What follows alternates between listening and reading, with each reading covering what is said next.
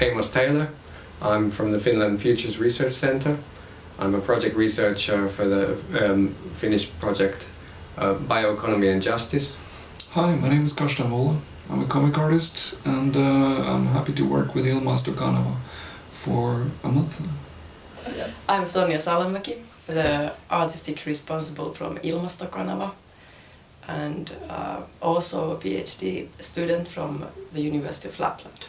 How will the Finnish climate be like after 50 years? Well, Finnish climate seems to be quite warm and more moderate. Well, maybe more some severe weather will come as a fluctuation because of the Gulf Stream. But the bad side about that is that it changes the biodiversity. What kind of city will Helsinki be in 2068? Most of it will seem quite the same as it has been. But on another layer, when you're more conscious, then you notice this kind of layer of that values have changed and issues have changed. The soundtracks of our lives have changed. So if we think about the last 20, 30, 40 years, each period has had like a different kind of a musical element that represents a societal mood. So in a way, these are the changes that we might notice. Yeah. And some superficial things we notice. Some technology, of course, has changed. How the energy is produced in Helsinki? Mm-hmm. Well, we're really hoping that now coal is being put away, put to sleep, and investments have switched to renewables. But there's also big investments now for wood burning, which is kind of very popular in Finland, and it's a kind of a good transition tool. But there's big questions about how good those emissions really are. These oil companies, they're still planning. They have really good strategies in how to survive, and That's so. scary. Yeah, I mean, shale oil. But I remember like 10 years ago, people were talking about peak oil. That we would come to this point where basically There are books about that. Exactly. Yes. Yeah. The resources would go down and it would basically turn into another apocalypse. And now, since shale oil has happened, then it seems like that's never going to happen, and that's even scarier.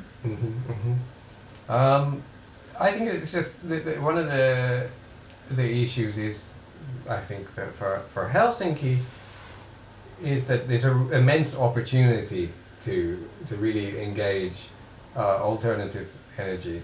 I mean, you mentioned something about the metro, Yes. and somehow this is an interesting project that I've been thinking about continuously every day on the metro. So there's quite big potential in algae to be produced in an industrial level, and that could be really utilized in these metro walls. So the algae they would produce some kind of biofuel. It can be biofuel, but it can be also medicines. Can be high value medicines and biomass, food, protein. Lots of different chemicals could be produced. But the idea is that they are stimulated by little LED lights, and so on the walls of the metro could be these tubes of algae. It's like hydroponic gardens. So there's a great potential there for yes, exactly. Yeah. And are we still drinking coffee after 50 years? So there's alternatives, and I think synthetically producing coffee could be really potential. So synthetic biology offers the potential. We're not there yet, but in 20 years could be there to produce anything that we really have the need for and produce it artificially. Then we don't need to strain the environment. How is the Finnish everyman's everyday life in 2068?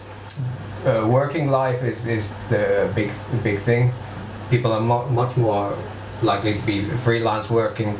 And what about the robots? When the robots are coming, robots are coming to take our jobs. So everything that can be robotized potentially will be taken. But that's okay because humans then have to do things that humans are good at, being creative.